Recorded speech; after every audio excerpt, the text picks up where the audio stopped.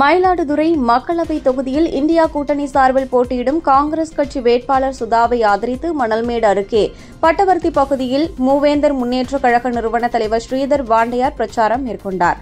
அப்போது அவர் பேசியதாவது, அதிமுக ஆட்சிக் காலத்தில் இடஒதுக்கீடு கேட்டு கிடைக்கவில்லை. பாஜக அரசும் சாதிவாரி கணக்கெடுப்பு நடத்த மறுக்கிறது.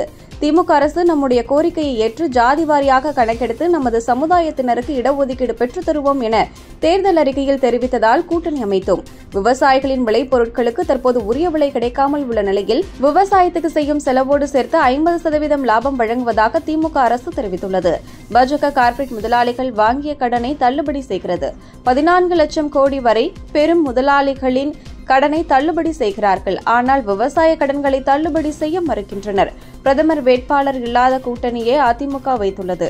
அதிமுகவுக்கு வாக்களித்தால் அது மறைமுகமாக பிஜேபிக்குத்தான் செல்லும் என்று அவர் பேசினார். கூட்டத்தில் திமுக மாவட்ட செயலாளர் நிவேதா முருகன் மற்றும் திமுக மூவேந்தர் முன்னேற்றக் கழக நிர்வாகிகள் மற்றும் தொண்டர்கள் பலர் கலந்து கொண்டனர். இல்லாத ஒரு சமுதாயமாக நாம் இருக்கின்றோம். இந்த நிலைமை மாற வேண்டும்.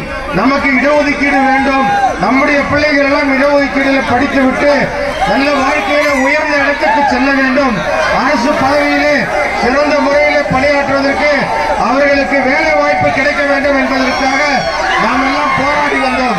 அந்த வகையில் நம்முடைய வேண்டுகோளை விட்டு திராவிட முன்னேற்ற கழகத்துடைய தலைவர் தளபதி ஸ்டாலின் அவர்களுடைய தேர்தல் அறிக்கையிலே நம்முடைய நீண்ட நாள் கோரிக்கை இடஒதுக்கீடு வழங்க வேண்டும் என்று சொல்லி சாகும் வரை உண்ணாவிரதம் இருந்தேன். 72 மணி நேரம் இருந்த போது வைத்திலிங்கம் போன்ற அண்ணா திராவிட முன்னேற்ற கழக அமைச்சர்கள் வரையை தந்து உங்களுடைய கோரிக்கையை நான் பேசி முடிக்கின்றோம், நீங்கள் உண்ணாவிரதம் இருக்க வேண்டாம் என்று தடுத்தார்கள். சரி, அதற்கு பிறகு ஆட்சியில் இருந்து அண்ணா திமுக நமக்கு எதுவும் செய்யவில்லை, நம்முடைய இடஒதுக்கீடுக்கு உதவவில்லை. ஆனால் திராவிட முன்னேற்ற கழகத்திலே ஒவ்வொரு தேர்தல் பிரச்சார கூட்டத்திலையும் தமிழகத்துடைய முதலமைச்சர் தெரிவிக்கின்றார், நம்முடைய தளபதி ஸ்டாலின் அவர்கள் ஒவ்வொரு கூட்டத்திலும் சொல்லுகின்றார், பல்வேறு தேர்தல் அறிக்கையை நாங்கள் அறிவித்திருக்கின்றோம், வாக்குறுதி அளித்திருக்கின்றோம். அந்த வாக்குறுதிகளே மிக முக்கியமான வாக்குறுதி ஜாதி வாரியாக கணக்கெடுப்பதுதான் என்று நம்முடைய தளபதி அவர்கள் தெரிவித்திருக்கின்றார்கள். மக்களுக்கு நம்முடைய விளைபொருளுக்கு சரியான விலை கிடைக்காமல் இருக்கின்றது. நாம் சாகுபடி செய்து போன ஆண்டு விட்ட காசை இந்த ஆண்டு எடுத்தலாம், இந்த ஆண்டு விட்டதை அடுத்த ஆண்டு விடலாம் என்று அவதிப்பட்டு இருக்கின்றோம். நமக்கு என்ன சாகுபடி செலவு ஆகின்றதோ, ஒரு ஏக்கருக்கு என்ன சாகுபடி செலவு ஆகின்றதோ அந்த தொகையும் சேர்த்து அதோடு 50% ஒரு லாபத்தை வைத்து நம்முடைய விளைபொருளை அவர்கள் அரசு கொள்முதல் செய்வதாக உறுதியளித்திருக்கின்றார்கள், வாக்குறுதி கொடுத்திருக்கின்றார்கள், அப்படி செய்வதாக சொல்லுகின்றார்கள். அங்கே மத்திய ஆட்சியில் இருக்கக்கூடிய பிஜேபி என்ன செய்தார்கள்? 14 லட்சம் கோடி கடனை பெரிய கார்ப்பரேட் முதலாளிகளுடைய கடனை தள்ளுபடி செய்கின்றார்கள். அவருடைய மகனுக்கு திருமணம் செய்கின்றார், 1000 கோடியில திருமணம் செய்கின்றார். நம்மளாம் 5 லட்சம் 10 லட்சத்துக்கு கல்யாணம் பண்றதுக்கு தடுமாறி கொண்டிருக்கின்றோம்.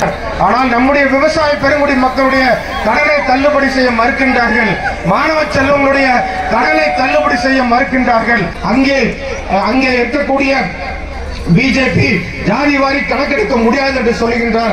ஆனால் இங்கே தேர்தலில் நிற்கின்ற பாட்டாளி மக்கள் கட்சியினுடைய மாம்பழம் சின்னத்தில் நிற்கக்கூடியவர்கள் அங்கே இடஒதுக்கீடு ஜாதிவாரி கணக்கெடுப்பு இல்லை என்று சொல்லுகின்றார்கள். அப்படி என்றால் என்ன அர்த்தம்? பிஜேபிக்கு ஒரு ஓட்டு கூட நீங்கள் போடக்கூடாது என்று அர்த்தம், மாம்பழத்திற்கு வாக்கு அளிக்கக்கூடாது என்று அர்த்தம்.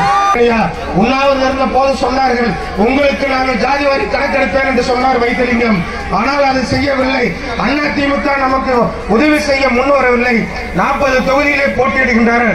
அவர்களுக்கு யார் பிரதமர் என்ற பிரதமர் வேட்பாளர் இல்லாத ஒரு கூட்டணியை வைத்திருக்கின்றார்கள். டெல்லிக்கு சென்று யாருக்கு ஆதரவு தருவார்கள்? ஒரு சீட்டு கூட ஜெயிக்க மாட்டார்கள். அப்படியே ஒரு சீட்டு ஜெயிச்சாலும் டெல்லிக்கு போனால் யாருக்கு ஆதரவு தர முடியும்? இந்திய கூட்டணிக்கு ஆதரவு தர முடியாது. அங்கே திராவிட முன்னேற்ற கழகம் முன்னோடியான ஒரு இயக்கம். ஆகவே அவர்கள் யாருக்கு செய்ய முடியும்? பிஜேபிக்கு தான் வாக்களிப்பார்கள்.